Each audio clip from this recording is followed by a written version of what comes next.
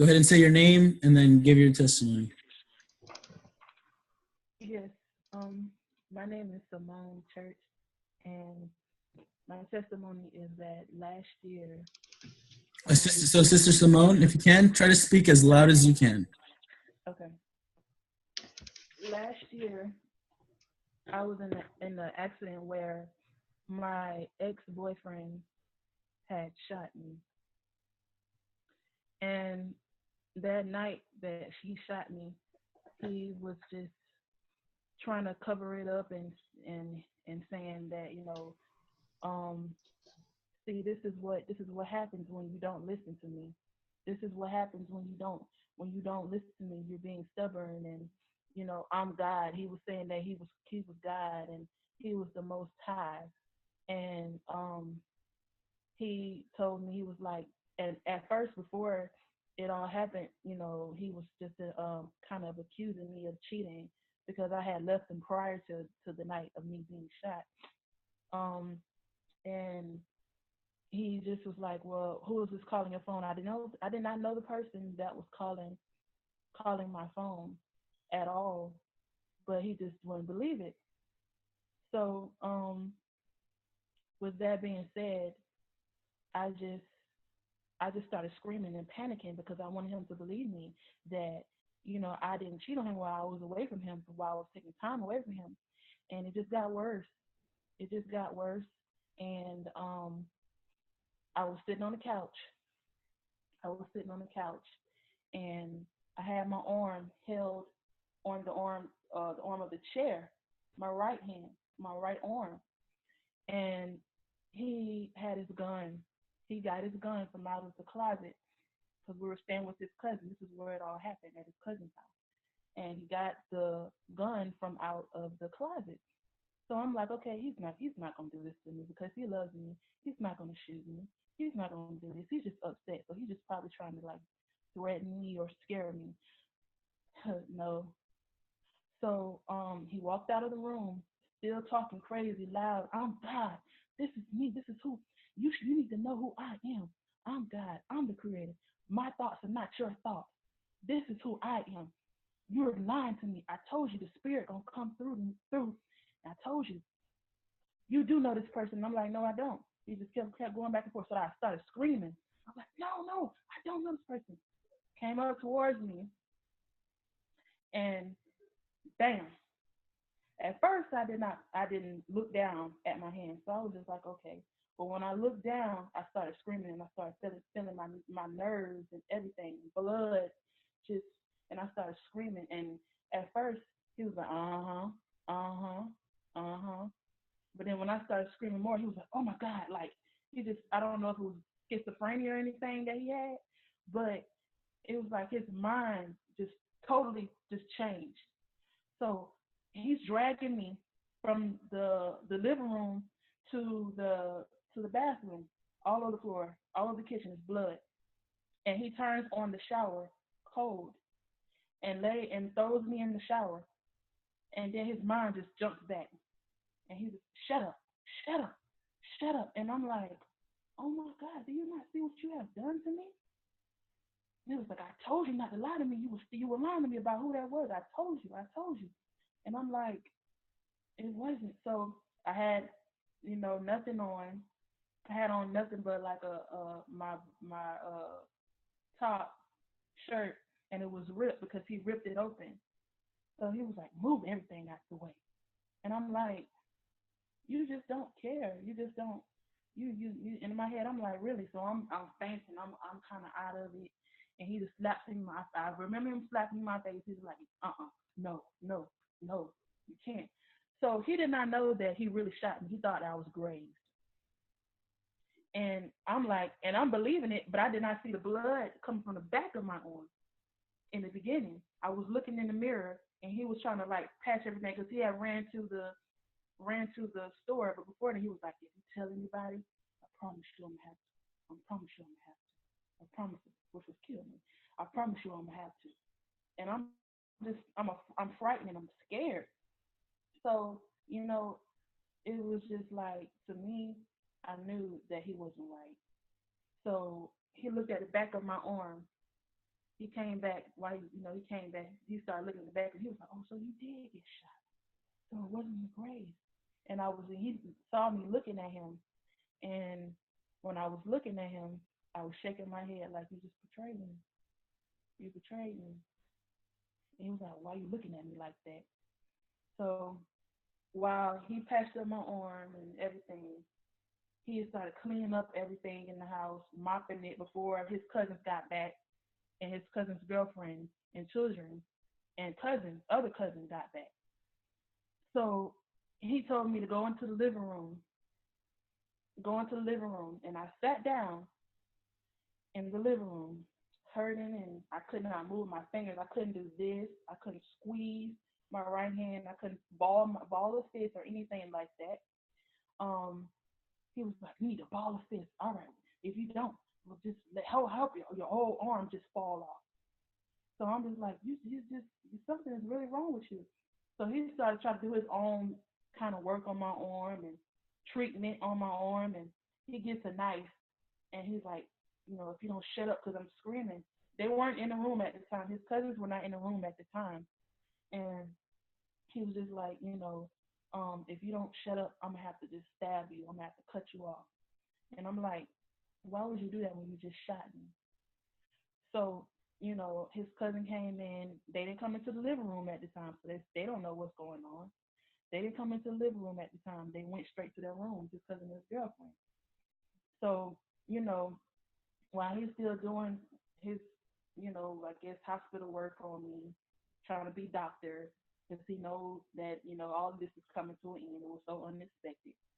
All this is coming to an end. And he was just like, I just can't believe this happened. And I'm like, well, you did.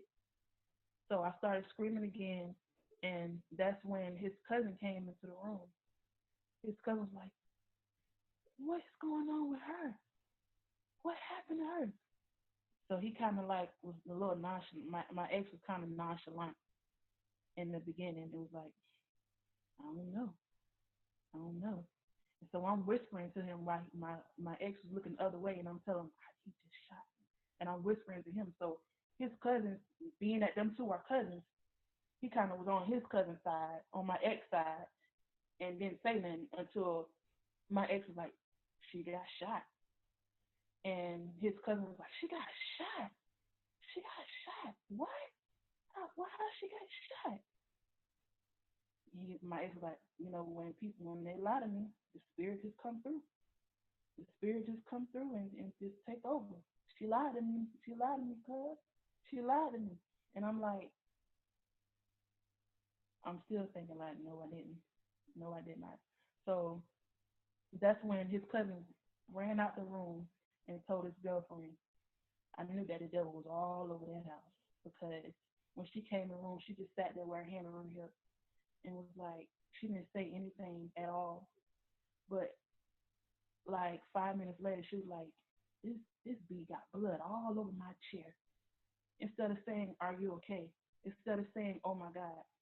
And she was like, this bee got like blood all over, because she knew what happened in her house. And she knew that she was going to be a witness of what happened. So the cousin came in the room, the other cousin came in the room, and I knew that he was a part of God because he was trying to tell my ex, like, why would you do this? Whispering to me, he's crazy. You better not go back to him. You bet he gonna kill you. He gonna kill you if you do go to him. He gonna kill you. And that's when my ex walked out the room. So I just at that time, like his cousin's girlfriend was just like, y'all gonna have to leave. Y'all gotta get up out of here. Y'all can't stay here no more. Cause I didn't have nowhere to stay. I was homeless at the time. And my ex was the only person that I could resort back to. So I went back to him. And he was like, I don't know where I'm gonna go. And she was like, you gonna go with her, right? I was going to one of my friends' house. This was in Jacksonville, Florida. I was residing in Jacksonville, Florida at the time when all this happened. I'm now in Athens, Georgia with my father. So he was just like, I don't know where I'm gonna go. He got scared and he started crying. My ex started crying. Was like, I can't believe this just happened. Like his mind kept going back and forth. So I knew it was some kind of like schizophrenia, something that he was dealing with, mental illness, because he would cry, and after that he would say, "This is what happened to you." So, um, that's when his mom called, and that's when everything went down. His mom called, and she started crying because I think she felt like something was going on. So she called me, and in the beginning, you know, she was like, "What's going on?" Because she knew that her son, it was something going on with her son.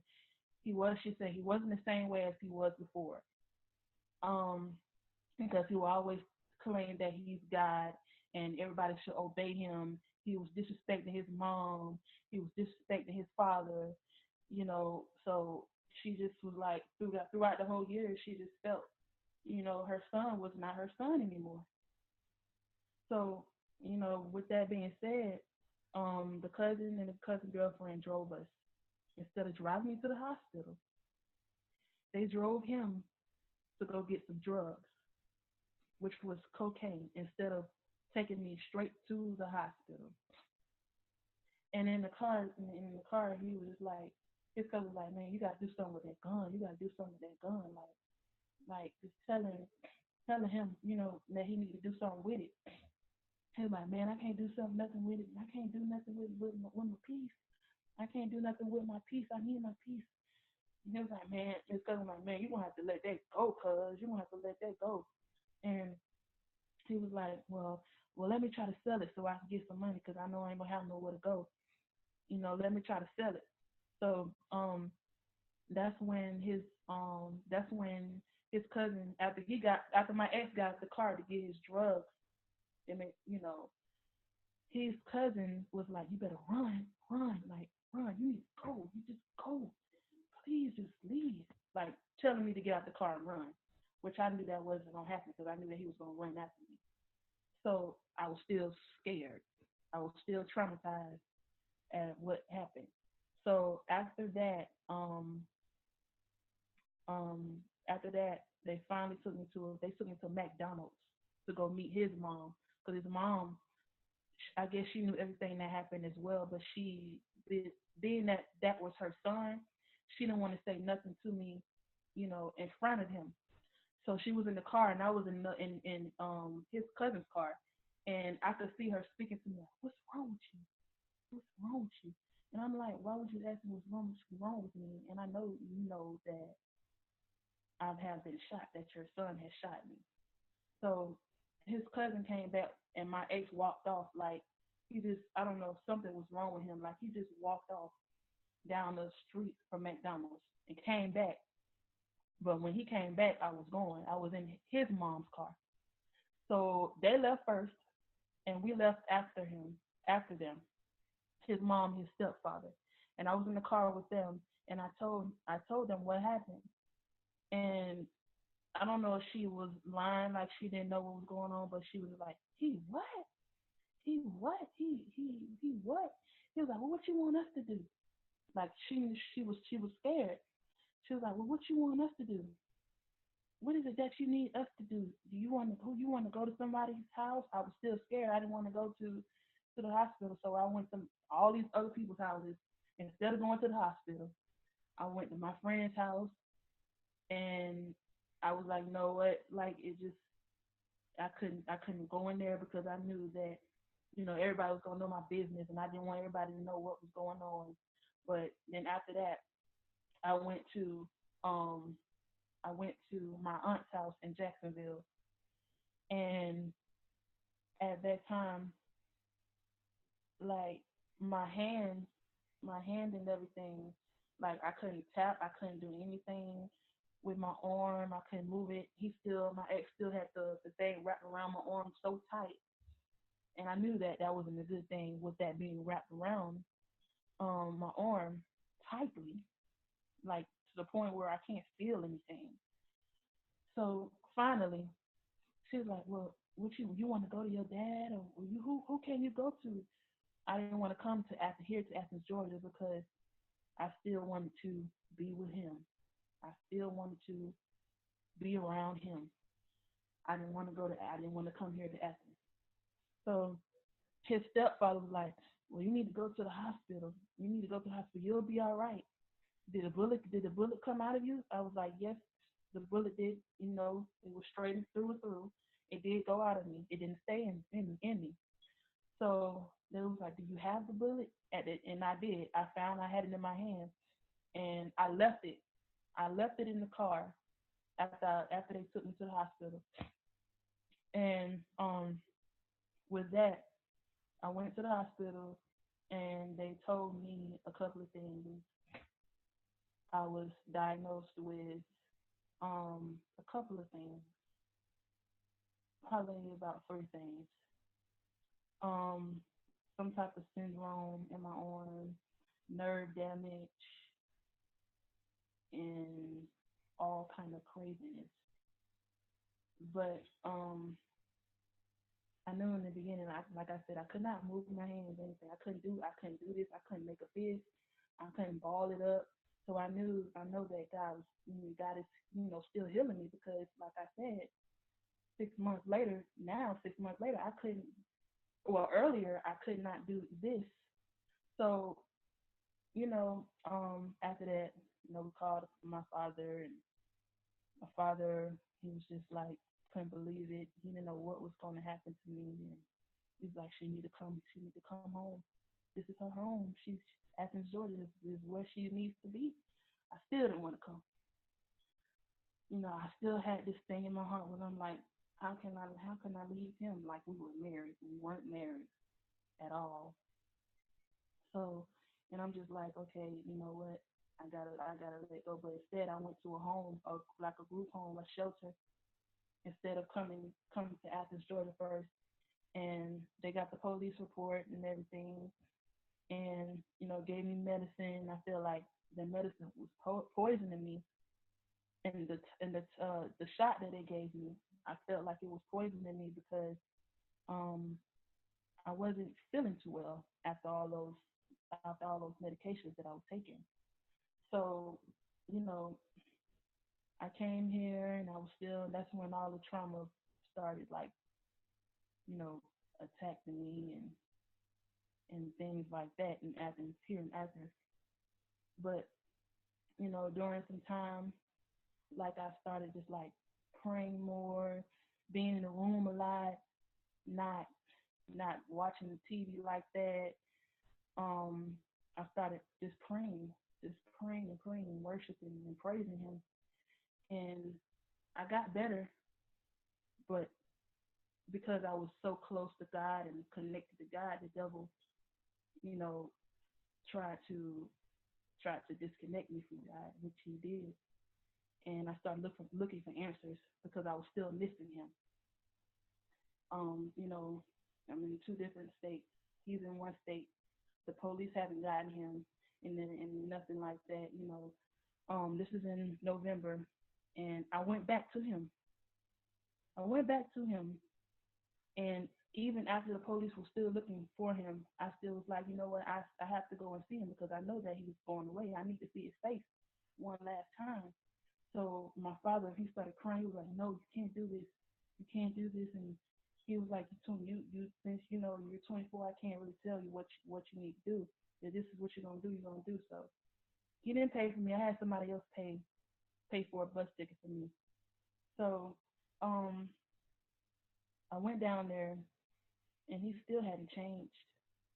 He still hadn't changed one bit. And and while we were laying in the bed, he was just like, I shot you, because I was just not. I was like getting disconnected from him. And he was like, "Why you won't talk to me? Why you won't say anything?" I was scared of him. I still loved him, but I was scared of him. He was like, "You're not talking. You're not communicating with me. You're not doing anything with me. Like, you just won't say nothing." And you know, I started crying, and I said, "Well, you shot me." He was like, "See, I knew you was gonna say that. I knew you was gonna say that. I ought to just slap you right now." Because he was abusive also. So also, like, we were in the bathroom. We had no lights. An apartment place that we were staying in. We had no lights. We had no water. Um, so we would have to get like the water from. like churches or something like that. So he had a knife in his hand while I was on the toilet on in the bathroom, sorry. And he had the knife. He was like, "You want me to stab? You want me to? I'll cut your other arm. I'll mess your other arm up." And I'm like, "What is wrong with you? What? You won't talk to me. You won't say anything to me. Like, do you understand who I am? Do you understand who I am? I'm not your boyfriend. I'm not your boyfriend. I'm God. I'm God. Your dad in Georgia is not your dad. I'm your dad." And I'm like, "You was really something in my head." I'm like, "You was really crazy." I'm sitting here just shaking my head, like, "Shake your head again. I'm gonna slice your throat." And I'm like, and I'm holding my throat because I'm like, why would you want to do such thing, you know? So he walked out and all of that. And, that night, which was November 21st, that's when y'all happened again. Police found him. It was four police cars. Uh, it was a helicopter.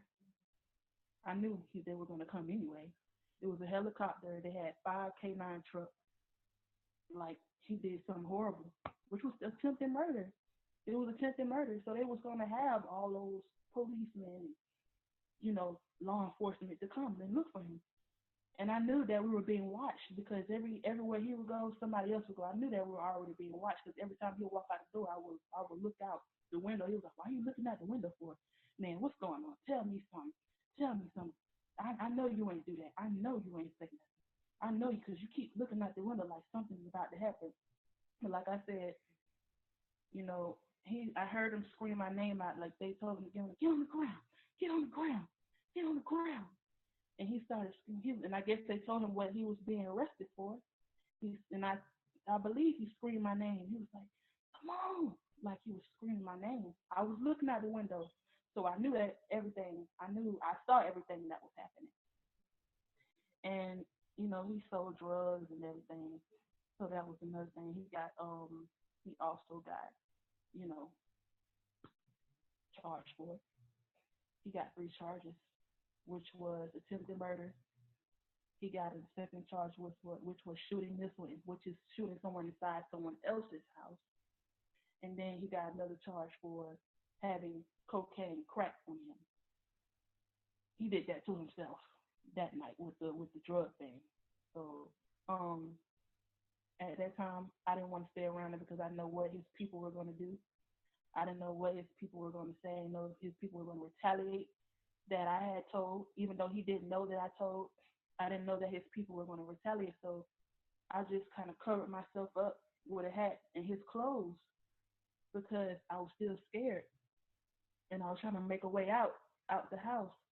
And I ran down the road, and I went to my friend's house. Well, no, I had called someone else to try to help me, which was someone that I recently had sexual intercourse with. I don't know why I got in contact with me, but he did bring me contact with him. But he did bring me to my friend's house, and she was asking what's going on, and she was like, "You need to take a shower. I'm here for you. Don't worry about that." She did not know that I had came back to Jacksonville. She thought I was still in Georgia here with my father. And she was like, you just need some. Have you eaten yet? I hadn't eaten in like 2 days. She was like, "We're gonna feed you. Don't worry about that." And I told her everything that went down. She was like, "You know what? Just being funny. I'm gonna beat you. I'm gonna beat you." I told, and she was one of the people that told me that was gonna happen. She was one of the people that told me that I didn't go back to him the first time I left because she knew that he was gonna shoot me because he had a gun and I didn't listen. So I had a warning. I had a warning from a lot of people, and I still couldn't see it. I was blind. But like I said, I'm here in Georgia. I'm doing a lot better. Um, but I still did something, which was get in contact, which was in February. I got in contact with a psychic. I started looking elsewhere for answers instead of being connected to God. And I got, I went to this witch, and I was missing him, even though he was in jail. Excuse me, in jail and all of that. I was like, something's got to happen. I need him to be out because I miss him. Knowing that I don't need him, knowing that that's not gonna work because that's the will of God. God has him in jail because of what he did to me, and it wasn't right. But I didn't listen. So that's when she cast a spell on the both of us, and I started getting sicker and all of that type of craziness. And I knew it was because of that, the spell, because he's in jail. How can he get out? How can he get out and be back with me? And that's not gonna happen. So I was like, something's got to give. After started feeling, all these type of things going on with my body, and I started hearing like spirits. I knew that came in after the spell because I didn't really hear anything beforehand. I knew that, because I was listening to tarot cards. I was doing all kind of witchcraft, and I knew that, something was wrong because I started feeling things in my body, and I started, hearing stuff. I wasn't seeing anything, but I knew if I started just do more and more of that, I would start hearing things. I mean, seeing things. So before I came to Brother Chin, before I came to him, I just started like something told me that I need to stop going to these psychics. I need to stop going to witches. Like something in my head was like, you need to stop doing what you're doing, and I stopped. I renounced from that, and before coming to Brother Chin and Brother Justin, but I just still knew that because I was still traumatized. That's my biggest thing. Fear is what I'm still trying to get over. But I know that there's a bigger picture, and I know that I am a child of God. So, Brother Chin, I told him my story, and he was just like, are you ready to stop doing things your own way? Are you ready to stop doing, things that you aren't supposed to do? I was like, this is the person. Because I was looking online, trying to find other outlets, but it's something. His name just popped up, and I was like, this is him. This is it. So, I had my first deliverance yesterday, which was April 12th, with Brother Justin, and I just, I just thank Jesus. I'm feeling a lot better now. I pray, pray, pray, pray. I read the Bible.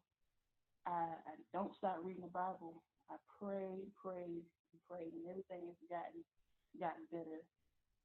So I just thank Jesus for that. Amen. Amen. Thank you for the testimony, sister, and we'll help somebody out. Yes.